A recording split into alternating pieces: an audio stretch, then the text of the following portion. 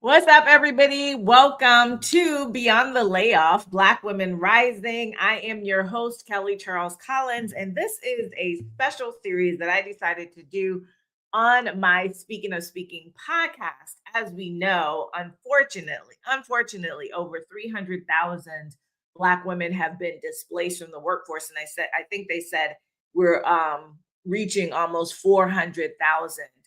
And I have seen so many brilliant women posting on LinkedIn about, seeking different new roles or what they're going to do in terms of maybe transitioning from corporate to entrepreneurship.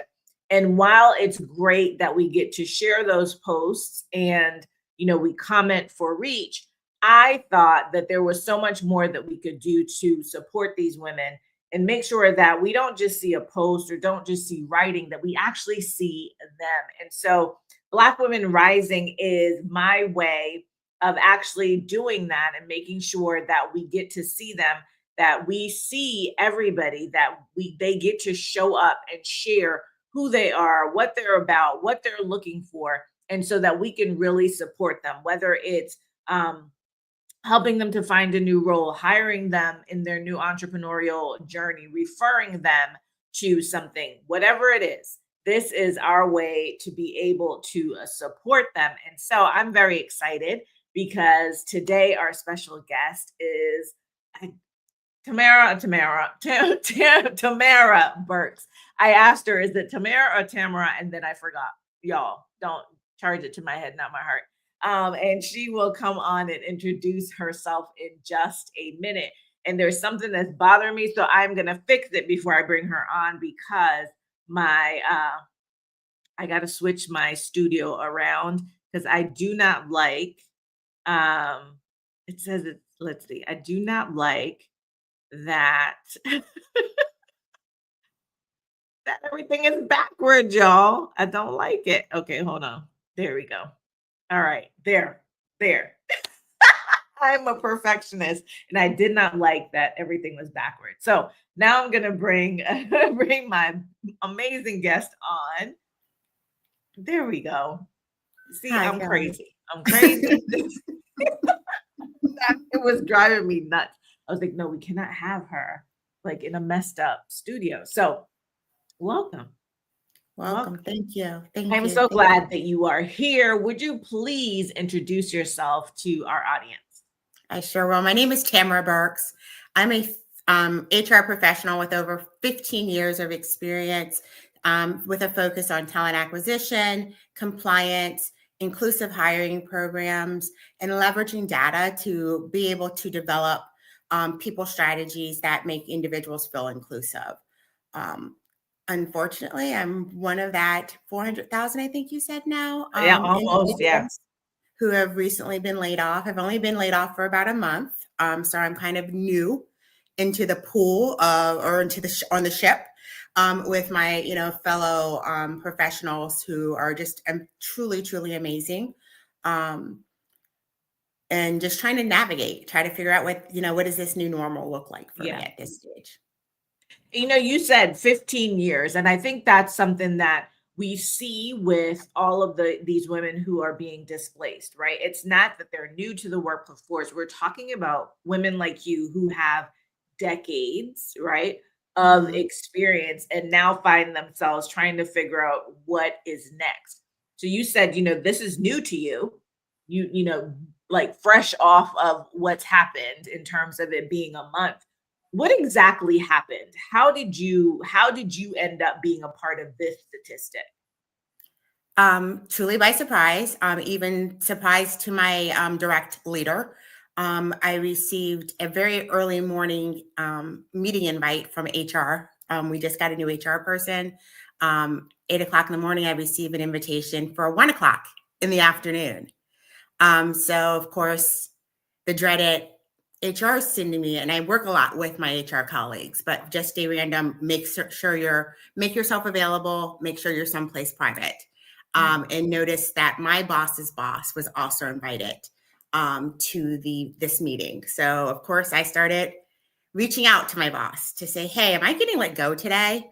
And he was like, not that I'm aware of. Like, why? What are you talking about? So I kind of let him know. And they started also, and he said, let me do some research, because typically my group is one of the groups that are involved when people are getting terminated. So for one reason or another, we're getting notification. I dealt a lot with accommodations. So a lot of times our legal team would reach out to see, does this person currently have any accommodations that we need to be aware of, et cetera, just as part of the decision-making process. I also then started reaching out to the rest of my network internally, just to say, hey, when so-and-so got laid off, kind of what happened, what was that process look like, so that I knew. This meeting, I was a little bit more prepared, but as prepared as you could be. So I also started grabbing stuff that I needed. I had some, what we would call total rewards money, that if I got let go, I would lose that money. So I quickly transferred that money into gift cards, had those gift cards sent to me. Gathering documents and things that I've produced that I would maybe want to put as part of my portfolio. And just also kind of reaching out, because I wasn't sure. Typically what happens when we do terminate individuals, they cut off your access while they're talking. And so wanted to make sure I kind of like reached out to let some people know that, hey, I think this is what's going down. But I will keep you abreast when I actually have the actual meeting. And then that meeting happened at 1:00. And sure enough, I had never really engaged with my leader's leader previously. So the words that he was sharing, I felt were very not authentic. And he was kind of like going through the motions. Again, I don't know how many other calls he had to make. There was quite a few of us in my region that were let go due to restructuring that day. So I'm sure he probably did have a lot of other calls, but it felt very robotic and very ungenuine. Thanking me for, the contribution I've made to the team, and, HR will now go through next steps and what have you. And again, like I said, we just got this new HR person. So this person just joined to support us that week. So horrible for her to have to, this is her intro to a lot of people into the group. She showed more empathy. She had tears going through the conversation with me. And so I was just very frank with her about it. I thought it was very ingenuine from the leader. I was offered, which was kind of unusual, they were going to allow us to keep our access for 2 days so that we could look for something else and be seen as an internal candidate. But did tell us not to do any more work. Don't respond to anything. So I had meetings after this. Like I said, I did accommodations for the organization. So I would be doing consultations throughout the day. And so for you to tell me not to reach out to anybody to say I'm not coming to a meeting didn't feel natural to me. Yeah. So looked for a couple of jobs, nothing, and was told 10 days from that date would be my last official day on the books. Let me ask you something. What did it feel like to be in that space where you were generally in the loop and now you felt like, oh, something's happening and I am totally out of the loop? Because I know there's a lot of HR professionals. This is something that became very clear to me. People would be in my DMs about HR always being there for everybody else, but when it's your time, like, who's there for you? So how did that feel to not be in the loop? Because I want employers to understand what that feels like for people. You'd always joke, like, if I'm going to get let go, let me go at the beginning of the day or at the beginning of the week. Don't have me work all week or all day. Right. To only let me go at the end of the day. It felt very much uncomfortable. I also had a therapy appointment that same day to talk to my therapist. And so my therapist kind of walked me through, like, what are you feeling? What do we, let's go ahead, put a list together. What do you need to do? So it helped kind of calm my nervous system a little bit as I'm waiting for that 1:00 call. But it felt very much like an organization that I had given so much to, and that I really didn't 100%. I didn't believe the bring your whole self to work that they try to do. But I definitely built some really great relationships and felt that my relationship should have kind of given me a heads up. But I also am a very good person of a reader of the room. So I read the room, and I read the room correctly. So I was able to be prepared And so that I hit the ground running right after that phone call. I started getting my resume together. I started applying immediately. I started creating a plan of what does my next week or two look like, so that I wouldn't self-destruct, so that I wouldn't crawl into the corner or stay in my bed for those first 2 weeks. But it definitely felt like an organization that kind of left me behind, that as soon as you decided to cut, ties with me, you really truly cut ties with me. Right. Like It almost like they cut ties with you before they even told you they were cutting ties with you, right? Yes. They had already, broken up with me and I had no idea. They were moving on, right? Yes, Kelly. Exactly. Yeah. Exactly. And I know you say that you were felt like you were prepared, but were you really? Like, were you really prepared? And in those 2 weeks, I feel like that 2 weeks was like, okay, let me get this going. Was there a period after that 2 weeks where you actually sat in the weight of what had happened? I think the first week is, if you talk to my network of friends who call and that I'm connected with, I'm really proud of you. You're really, you're out there and you're hitting it. I actually had interviews and I went all the way through a final round interview in week 2. So I was as prepared, but then my nervous system caught up with me. So the adrenaline stopped, right? Oh, I've got this. I know this kind of a market. I know what I need to do because, again, I sat on the other side. So I've been a recruiter. So my nervous system caught up with me. And then I would have panic attacks in the middle of the night. I would have conversations with colleagues who may have found out and reached out and could start this conversation with you now like this, right? Within 5 minutes, tears, or I'm choking back tears of reliving the fact that I'm really not going to have a conversation with you again about work. Mm-hmm. It's always going to be about you doing your niceties of checking in, what can I do to help you? How is it going? But still feeling like a mourning. And I think that's important, that it is okay that I go through this mourning stage. It is okay that I have up and down emotions that I seem well put together and, okay, you seem to be tackling it. And, and then 20 minutes later, like, I don't know what I'm going to do. And oh my gosh, I don't, and I think that's okay to have that because it is a death. Like, I had been with that employer for 11 years. And I was a boomeranger. So I had actually left for a year and went someplace else and then came back and came back to open arms. And oh my God, I really didn't want you to leave when you left. And I'm so happy that you're back. And so it's not just a mourning of I'm no longer employed. So what does that mean to me financially? It's also a mourning of relationships that I may or may not maintain, right? Just because life happens to people. And if they're genuine relationships, then they will be maintained. If they weren't genuine relationships, then they served their purpose while I was there. And so I think that it's okay to kind of process that and work through that. And it may not look the same every day. And it may be months down the road where I'm still kind of up and down or, and that has to be okay because this is also a market that is not like any other market that I have been engaged in since I've been a professional, an employed professional, or someone seeking employment in the professional realm. So yeah, it's interesting that you say this idea about the relationships, and you were saying, I won't be able to be having these conversations with you about work, but even just the niceties of having conversation and having somewhere to go and be talking to people about certain things and understanding the routine of that. Yes. And how that all of a sudden is taken away. And now what do you do? And so how are you coping with those ups and downs? Because I know that there are probably so many people who are coping with those ups and downs. Some may have therapists, some may not. Some may have good friends, some don't. So how are you coping? And what are some of the things that you can maybe share with others about what to do when that wave of just, oh, this is my reality right now comes over them? I think you said that routine, right? So we have a routine. When we go to work, there's a routine of how to get ready to go to work. You go to work, you do things.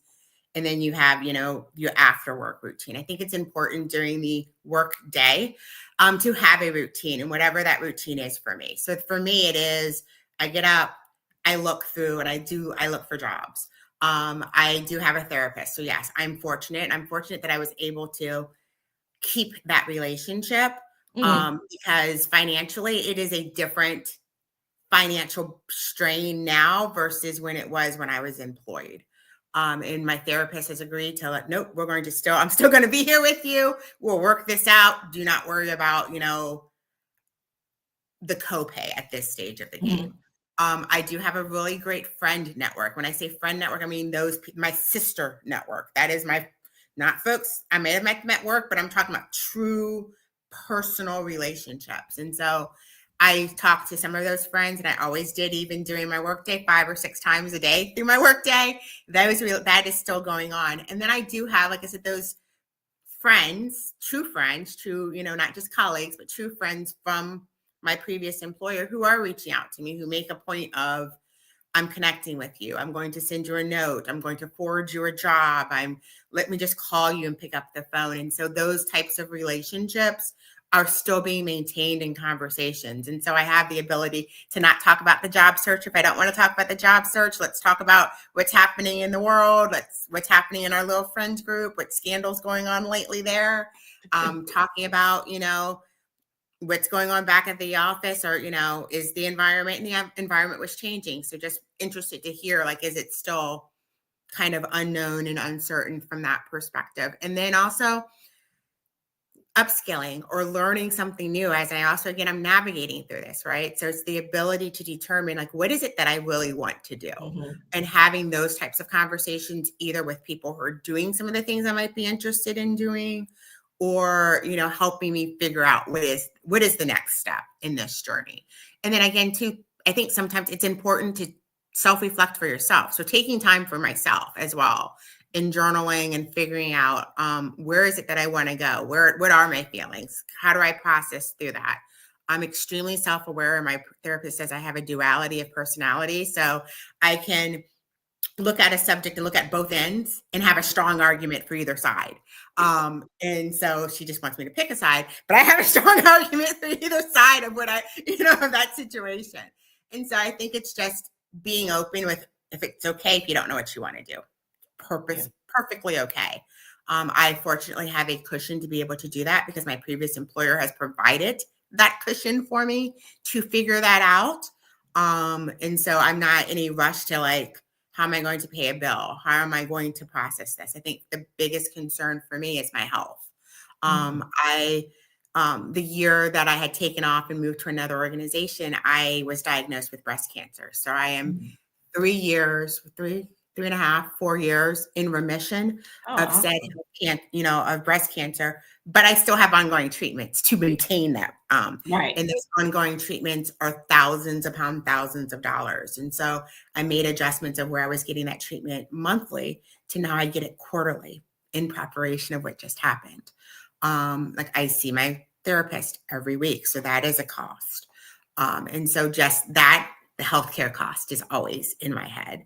I can't afford to get sick. So that's one thing. But 2, I have to maintain the treatment plan that I'm currently on so that I don't get sick and put myself further behind. Thanks for sharing that. One, congratulations on being in remission. My mom is a breast cancer, 2-time breast cancer survivor and thriver. So it's over 2 decades. So girl, you got this. Yes. I want you to know that. And that is I think people don't think about those things too. We think about the job loss, right? And unless something like this, unless you have that health concern, people don't necessarily think about that. They're like, oh, let me help you find another job. And, let me, call you and say hi and whatever. And it's like, I have that, but I also have this, right? And to your point, your company gave you this cushion. Most won't. Yeah. Right. Most of the women that we're talking about have been displaced without any type of cushion, whether it's a cushion that they created or that the job now provides for them. And many like you have health issues. and now they don't have health care. They don't have health insurance.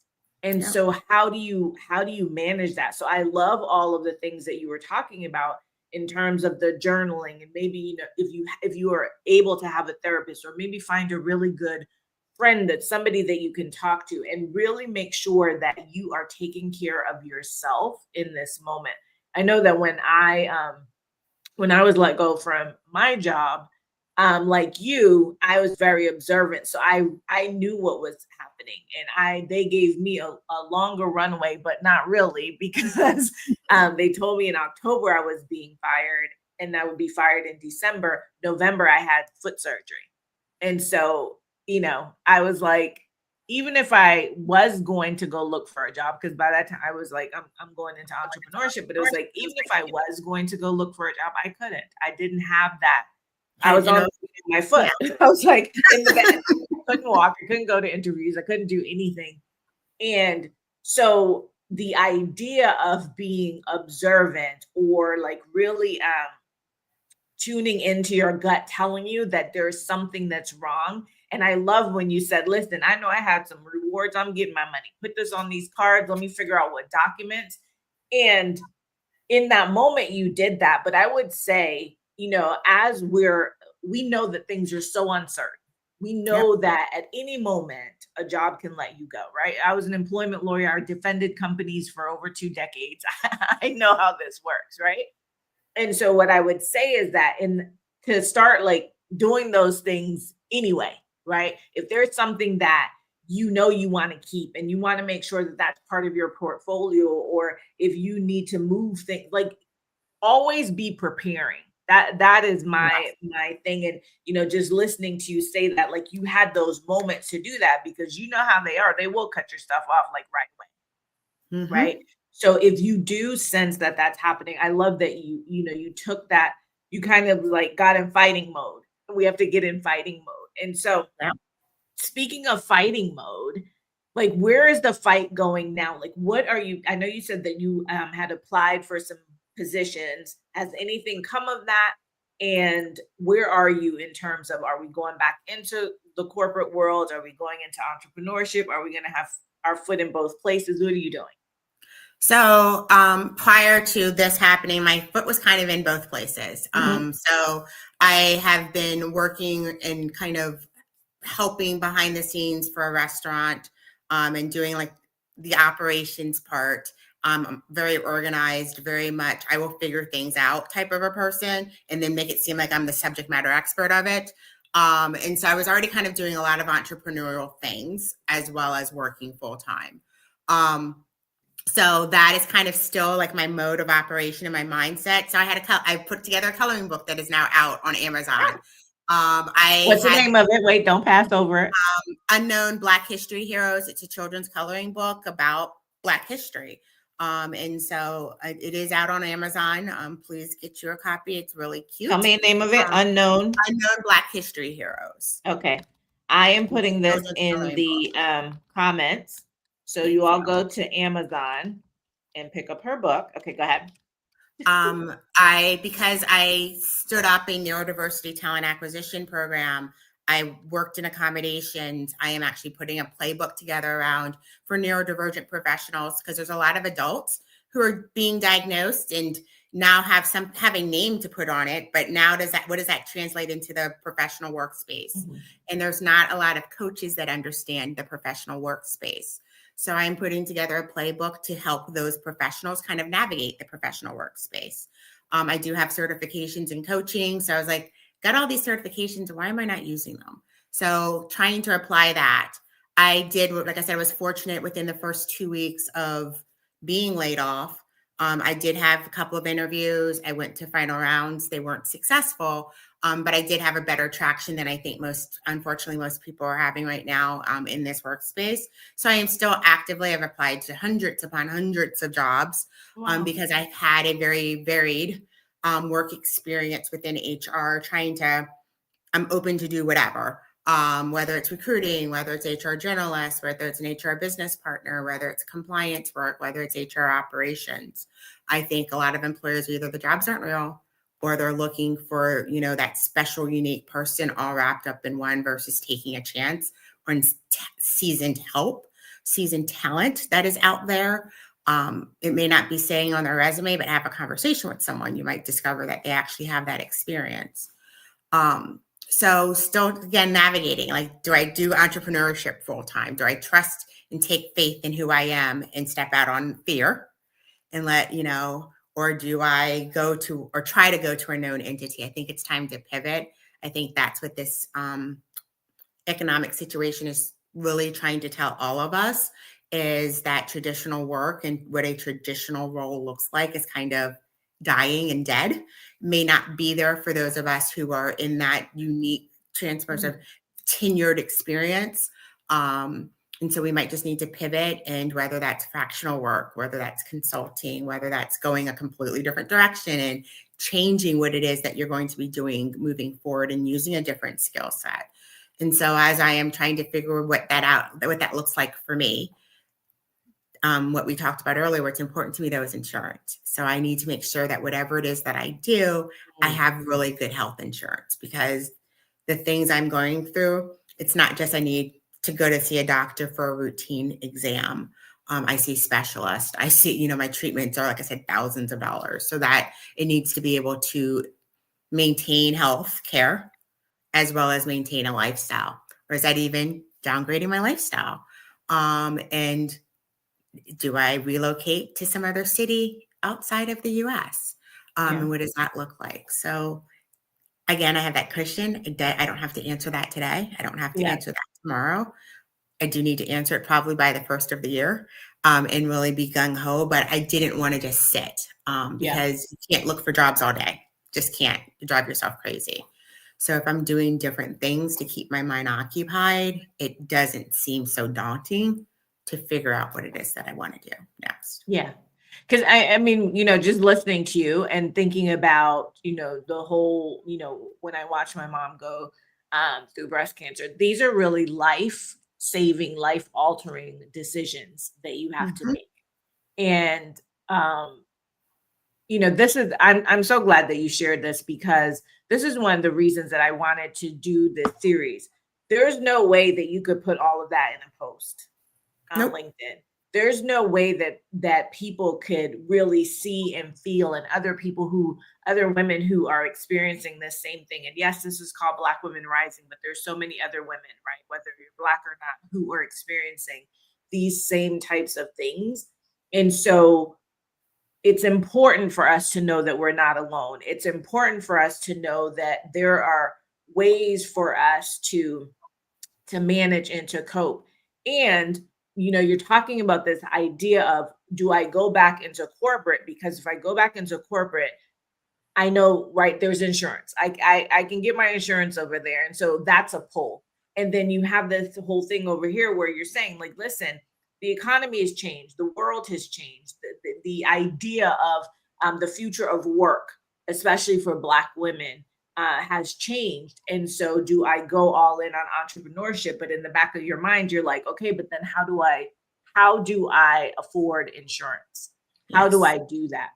And so, sometimes we have to be doing both things at the same time. We have to run these parallel ideas and just, see which one fits, and whichever you decide is okay, right? And if you decide to go back into corporate because that's what you need in order, and this is for everyone, if that's what you need in order to make sure that your bills are paid, that you have your insurance, that you're not worried about whether your lights are going to be on or your water, don't let anybody shame you into, oh, you going back into corporate, you should be an entrepreneur. No, not everybody is built to be an entrepreneur. 100. Right? And so I want to ask you, because I want to split the discussion so that people can support you. If you are, in terms of the corporate spaces, is there a particular industry? Is there a particular, I know you said anything in terms of HR, but when people want to support you, we got to get a little bit more specific, right? So that they know what you're looking for. So, and let's talk about corporate first. What, if there was somebody that somebody could connect you to, or a an industry that you're looking for? Talk about that first. Well, I have experience in professional services and business process organizations, um, call centers. So, those are familiar types of environments, but I have the type of personality that I am able to adapt. I'm able to quickly learn. Where I think, my focus might be going forward is insurance and healthcare, because those are kind of areas that the economy is driving towards, like, stability, right? We're always going to need healthcare. We're always going to need the insurance industry. And so those are going to be growing areas, and areas that are going to need talent. But again, I've done small business. I've done startups. I've done corporates. I've done large Fortune 500 client companies. And it's really about what the mission is of that organization. Are they driving towards their mission? Is their mission in alignment with my purpose? I'm at the age now that it's not just about, I want the name of, I want to go and work for this big name company that when I say it, everybody knows, oh, I know that brand. I think it's really about the type of work and that organization is doing, and what are we driving towards? Because the work that I do supports the people that are driving towards. And so I want to make sure it's in alignment with who I am, and where how can I help contribute to the organization's mission, as well as hopefully they're contributing to the communities that we're working in and living in. So those things are important to me. Might sound idealistic, but it's important to me. What's your purpose? My purpose is to build inclusive environments and to provide support to and develop individuals. And so that is like what I've discovered. I am a relationship person. I am a people person. I am what motivates you. And so now that I know what motivates you, I can get you motivated to do something that I need you to get done. And so that's really my, to build inclusive spaces and to support actually Black women, surprisingly enough. It's very unique. I got very granular, but that is my purpose. And when you're in the workplace, so if someone brought you into their organization, what is the impact that you want to create? And what do you like? What would make you a valuable asset to them? The impact that again, my last employer, we didn't make widgets. Our people were our product. And so I was seen as a connector. I was seen as somebody who could definitely understand what is going on and develop a solution. So I'm solution oriented. I can reimagine the impossible. I can take, a look at things and say, okay, we've done it this way. How about if we try to do it this way? Is it going to be impactful to our organization, whether that's the people, whether that's changing or impacting revenue or improving a process. So I'm an individual who, again, relationship building, results oriented, and leveraging data to help develop the story and develop a strategy. Awesome. Okay, so let's shift for a second. Let's shift over to, so y'all heard her, right? Make sure that you're listening in. And if there's anything that anyone that that is in these spaces that needs an amazing HR professional who's really somebody about the people, I think that's really important because so many people don't like HR, right? They just don't like HR because they think HR doesn't care about the people. And here you have somebody who really does care about people. So if you're looking for in your organization or somebody who is looking, what are the Tamara, are there any I would keep wanting to call you Tamara, but it's Tamara. It's Tamara. It's Tamara. It's Tamara. Oh, gosh, help me. Tamara. Tamara. Are there any specific types of roles so that people can kind of have that in their mind? Like job titles or specific roles. So people and culture, HR business partner, senior talent acquisition strategy, HR compliance professional. I think those are the types of titles, and that the industry is forever changing. Now that with people to try to be more people focused, for you to think about it, it's about the people. Those are some of the titles. I think it's more so, but again, too, a lot of that is transferable. So although I say I want to, HR, a lot of the strategy, a lot of the data and leveraging data to help, drive a strategy or drive a business decision. Those that those skills can be leveraged in a lot of different areas, and the HR knowledge and persona is helpful, whether I'm in sitting, as a manager within the business and not doing HR, but doing something else as it relates to the business, is helpful, right? Because then become a well-rounded professional that provides a different type of skill set, and it has a different other tools to be able to leverage, not just that I can say, let's drive this revenue here and not care about how I'm going to get the people to help me drive that revenue. Just, I see that we need to get here and this is how we can do it if we do these 6 steps. But do we need to retool our workforce to be able to get to those 6 steps? And so I, can bring that into, also a facilitator of training. So I think, there's, whether it's an L&D, whether it's an HR, I think there's a lot of transferable skills that HR professionals have that can be used throughout the business. Absolutely. Absolutely. Okay, perfect. So now let's talk about entrepreneurship, because we have that angle also, because you mentioned about, working with small businesses, and there are lots of small businesses out there who, unfortunately, in this internet age, do not understand anything about HR. And sometimes I watch and I cringe as an employment lawyer, the things that people say online, and what you should do with your employees and how you should get it drives me crazy. Really, it scares me for them. For them, yeah. So talk to me about what entrepreneurship would look like for you. Who would you want to help? How would you want to help them? And like, what would that look like if you said, hey, I'm gonna like go all in on entrepreneurship? So Or I even think, just put your other foot in. yeah, I think you made a point of there's a lot of small businesses. And when I think about like the current economic environment, I think that is going to be the future. I think large corporations, as they're trying to revamp and reorganize and reimagine the possible, we won't have as many opportunities in corporate America, whereas we'll have a lot of small businesses providing services. And so I think a lot of entrepreneurs have a great idea and they just know their idea, but they don't know how to put the structure to create an actual business so that it is sustainable, or that they've able to grow their business to X, but it has the potential to go to Z. And they don't know how to get it to Z because they don't have the infrastructure put in place to be able to do that. Because again, they have a great idea, right? And so they can execute the idea, but they may not be a business person. That's right. And so I'm skilled to be able to put the structure and the infrastructure behind someone and help them develop the plans, whether it's just developing your business plan so that you can scale, whether it's actually suggesting systems to put in place, and whether those are actual systems or whether that is processes in order for you to grow, whether that's, within your accounting group or whether that's within HR or whether that's, within your sales team. I have the ability to kind of take a look at an organization, understand what you're trying to do, and then help you kind of put that structure into place so that you're able to focus on what it is that you do well so that you can get the other stuff in place. And so that's where I think I would be the most useful and the most helpful and impactful.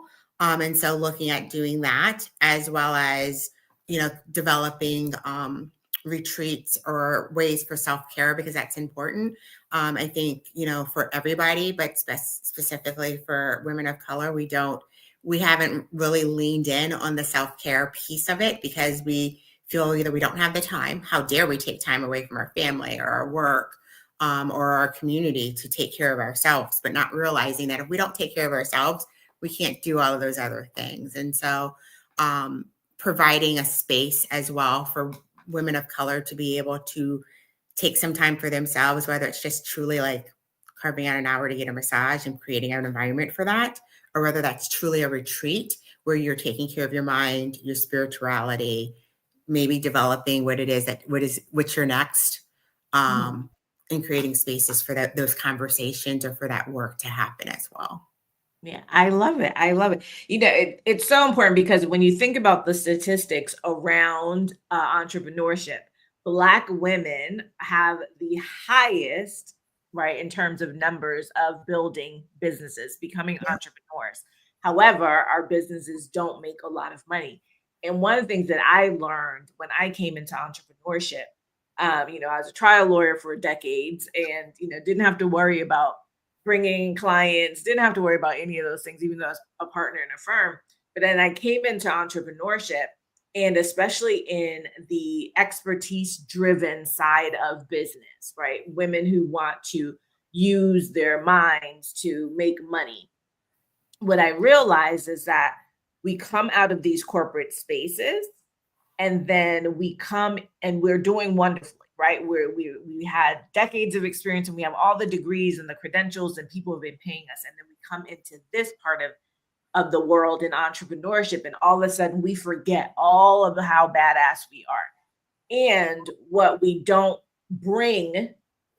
All right, because maybe many of us didn't have responsibility for that, is we don't bring this idea that our mind and the ability to make money with our mind is a business.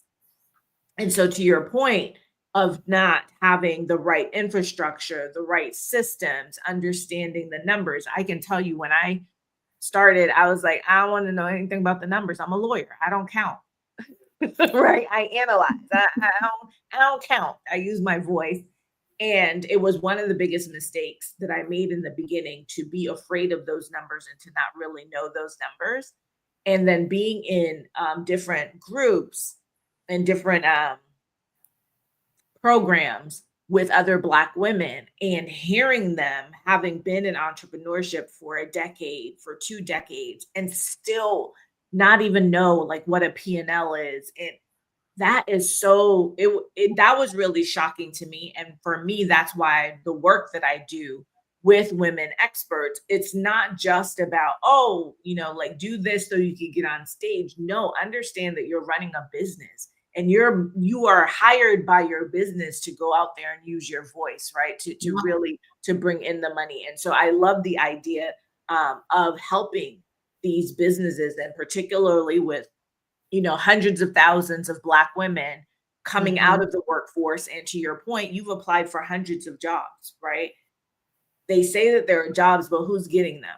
And so you got to figure out something. And no, everybody should not be an entrepreneur, but we got to figure out something. And what I know is that so many of the women who have been displaced like you have so much experience. And so it's understanding, how do I now take that experience and instead of making money for other people, how do I make money for myself, right? Until such time that maybe I do get back into the workforce, if that's what I want to do, or I may find that, man, I'm really her, right? I am really her, and just go all in. So I love that.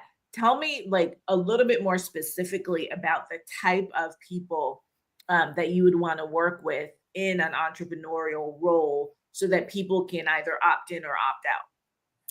I think it's, you have a great idea, and either it's been tried or it hasn't been tried. But I read someplace where somebody said, solve a problem for one person. If you solve a problem for one person, you can make a business out of that. So if you really believe in what your product is, whether you're still at the beginning stages or you're actually out there in the world selling it, but just need someone to manage the behind the scenes, that I'm your person.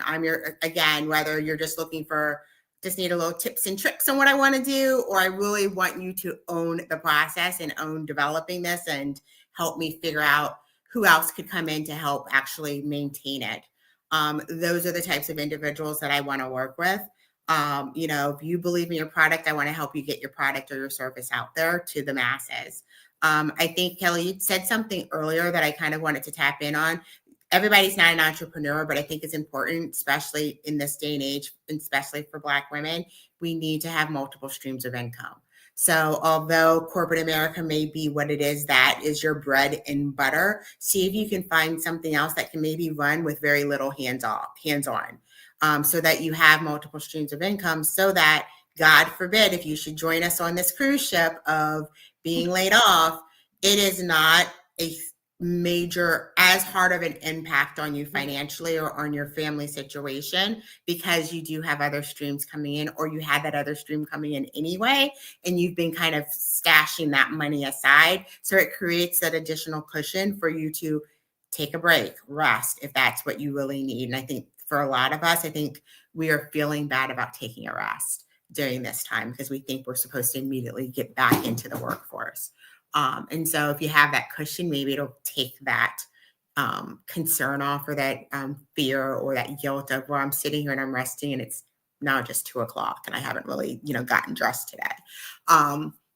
Because you have the cushion and everything. So, Yeah. okay for a little bit, but anybody can have a business idea. You might not know how to execute on it, but if you have a business idea and want to talk about it, let's talk about it. I love it. I love it. And I talk about mogulizing. So because the my company is Speaker Mogul, so I talk about mogulizing your expertise. And the idea of that is to what you were talking about in terms of the multiple revenue streams. People always say to you, "Oh, you gotta have 7 streams of income," and some people misconstrue what that means. It's like, I'm selling bananas here, I'm over here doing car mechanic, I'm working in the hotel and I have my business, right? We're not talking about that. What I'm talking about is understanding, like, what is your core expertise? What is that thing that you are really, really good at and that you want to then go out into the world and make an impact? And then how do you, what are the streams that you can find off of that? So think of it as like a bicycle wheel and then the spokes, right? So the hub is your core area of expertise. And what are those things that you can do? Sometimes we don't even realize the power of and the value of just being able to do what you just said. Hey, if you have an idea and you want to execute on that idea, but you're not really sure of all the things that are required between idea and execution, let's have a conversation. We don't understand the power sometimes and the value of the ability to brainstorm. Yep. And to just say, hey, I'm going to have office hours. I'm going to give you a pack of office hours, or I'm gonna put together a virtual session where we can have Q&A, and you charge some money for people to come and really have access to your brain. We have to really start thinking about that, and that's what I work with my clients on, is really understanding the true power and the true value of their expertise. You've done all the work. You've gotten all the degrees. You have all of the work experience. You are managing people and managing, budgets, and you're project managing, and you're in C-suite and wherever. Even if you're an individual contributor, every single day you came to work and you did something that made a difference, that impacted that business and allowed that business to run. The idea is then to sit down and really think about, okay, how do I transfer that skill set, right, into an entrepreneurial venture? And to your point, it doesn't always have to be that that's the only thing that you do. But if you're finding it hard to, get an interview, if you're finding it hard to find a new role, what can you do in the meantime? What can you do in the interim? And you may find that you really like it, or you may find that, yes, this is great, but I really need to be back in the workforce, but I can continue to do these things on the side. So I love that you brought so much to this conversation that expands the idea of, okay, I've gotten laid off, now what? No, I've gotten laid off. I also have some, other personal things that I got to think about in terms of how do I make this shift, a shift that I was not planning for, that came very unexpectedly, which I imagine for so many of the women that we're talking about, that is what happened. And then how do I move forward? And what are those decisions that I have to make, and the push and the pull that comes with some of that? So I love, I am so excited that you decided to lean in and to share your experience, because I think it's so valuable. I can't wait for people to really lean in and listen to all of these episodes, because even if we are in our roles, even if we're entrepreneurs already, we're working, I believe that people can find something in this, and hopefully we're creating community around this so that people see and can reach out, right, and say, hey, I saw your episode, how can I support you? Or I saw your episode and what you said really impacted me in some way. So I want you to before we wrap, what's one thing, if if you could have all 300,000, 400,000 of those women in a room with you, and you could just say one thing to them, what would you tell Believe in yourself. I understand that you may have been impacted. I understand that your ego, it's your ego. It's not your identity. Your ego is bruised. My ego is bruised too. But it is okay. We've overcome much worse than this. And so sit with yourself, really talk and figure out what it is. What are your next steps? And then move forward. Each little step is a step forward to your yes. It doesn't have to be a big step. It just needs to be a little step, but keep going and you're not alone. And I want to say, Kelly, thank you for creating this platform so that we don't feel like we're alone. I had an opportunity to listen to your guest last week. And again, it helped me feel like, okay, I'm not alone. I got some nuggets. I can move forward. And I think this is part of that healing, that this is part of that routine of, listening to your past and gathering these group of women together just to share their journey and their story, while you're also trying to give them a platform to hopefully find their next yes. So thank you for this. I think this is, we need community. We come from community. And so we shouldn't shy away from community when we need it the most. So thank you. Absolutely. You're welcome. You're welcome. It is my absolute pleasure. My mission is to amplify, affirm, and elevate the voices of women so that our value is not erased. And so this, again, is just another way for me to be able to do that. And for those of you who are watching, you can watch this on YouTube. Again, if you go catch the nuggets, I will do a newsletter based on this episode, so you'll get that information too. But if you are thinking of, going into entrepreneurship, or even if you're not, I want to invite you to join me November 3rd through the 5th on my Positioned for Profit virtual intensive. We're going to be talking about mindset, messaging, and money. And so even if you're still trying to figure out where do I go back into entrepreneurship, it will be helpful to you, because we're going to be talking about how you position yourself profitably. And positioning yourself profitably does not only have to do with entrepreneurship. You are competing against a lot of people, right? Going back into this workforce. And so I want to invite you. It's 3 days, November 3rd through the 5th, 11 a.m. to 3 p.m. Eastern time. It's going to be AI driven, AI augmented, meaning that I have built custom AI tools to really help speed up what we need to do, because sometimes, having the conversations and trying to do it on our own, it doesn't work. And if we're not using AI these days, and if you're not learning how to use AI, you're going to be left behind.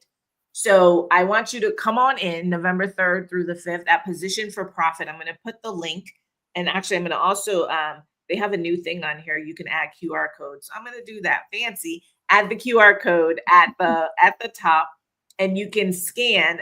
And what I want you to understand about what I'm doing with Position for Profit is that it's really a 5-month journey. I'm calling it the road to the 6th. So it's starting on November 3rd.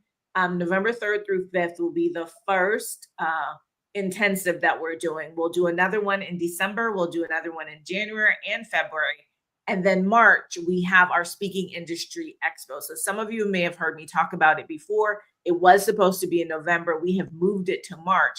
But to your point, you were saying, Tamara, you were saying, but I don't want the time to just pass doing nothing. And I didn't want the time and the momentum that we had been building to pass. And so we're going to intentionally and strategically use this time and really create community, really create, have us doing the work and the momentum to get us to March in Atlanta. So March 16th through the 18th. So all you have to do is either scan the QR code to get to the Positioned for Profit page, or you can go to Positioned for Profit. It's the number 4.com. So I'm going to put that in the chat.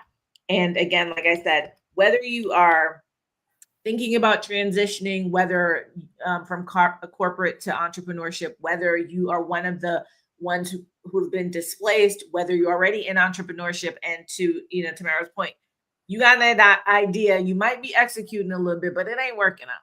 Or it's not working exactly what you could have. right. Or it's not working exactly the way that you want to. Join me. Come join us. And again, I will put this in the chat for you, and wherever you are, join us. And so thank you again for joining us for our second episode of Beyond the Layoff, Black Women Rising.